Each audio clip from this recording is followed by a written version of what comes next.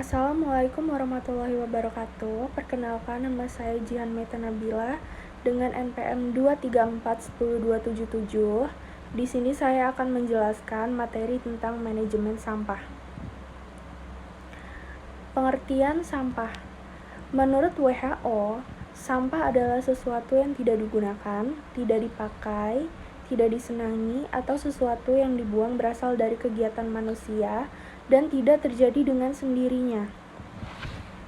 Banyak sampah organik masih mungkin digunakan kembali atau pendaur ulangan, walaupun akhirnya akan tetap merupakan bahan atau material yang tidak dapat digunakan kembali. Sumber dan karakteristik sampah.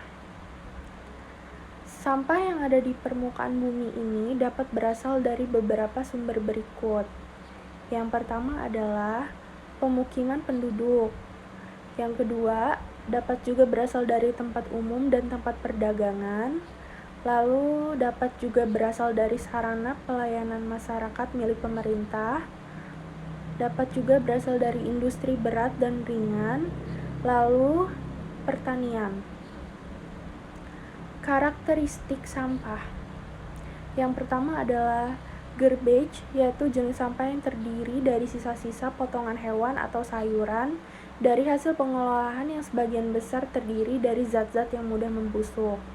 Lalu ada rubbish, yaitu terdiri dari sampah yang dapat terbakar atau yang tidak dapat terbakar, yang berasal dari rumah-rumah, lalu perkantoran, perdagangan. Yang ketiga ada ashes atau abu, yaitu sisa-sisa pembakaran dari zat-zat yang mudah terbakar. Yang keempat ada street sweeping, yaitu sampah jalanan. Lalu yang kelima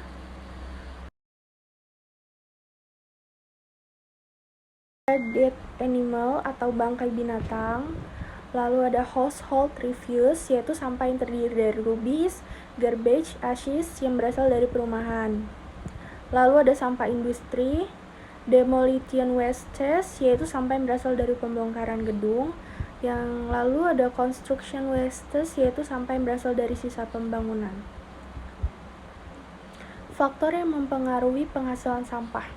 Faktor yang mempengaruhi penghasilan sampah adalah jumlah atau kepadatan penduduk, sistem pengelolaan sampah, keadaan geografi, musim dan waktu, kebiasaan penduduk, teknologi, serta tingkat sosial ekonomi.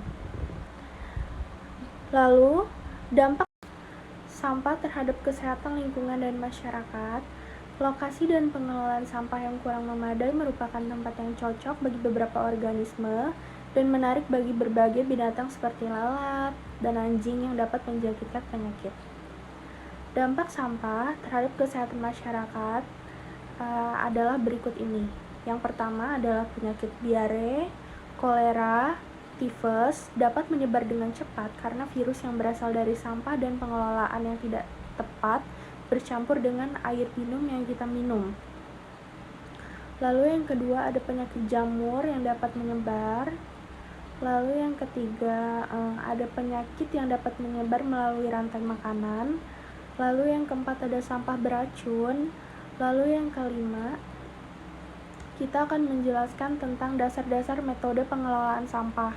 Yang pertama ada vermicompost, yang kedua ada biogas, yang ketiga ada open dumping, yang keempat ada control landfill, yang kelima ada sanitary landfill, yang keenam ada incinerator. Sekian penjelasan manajemen sampah dari saya. Terima kasih. Wassalamualaikum warahmatullahi wabarakatuh.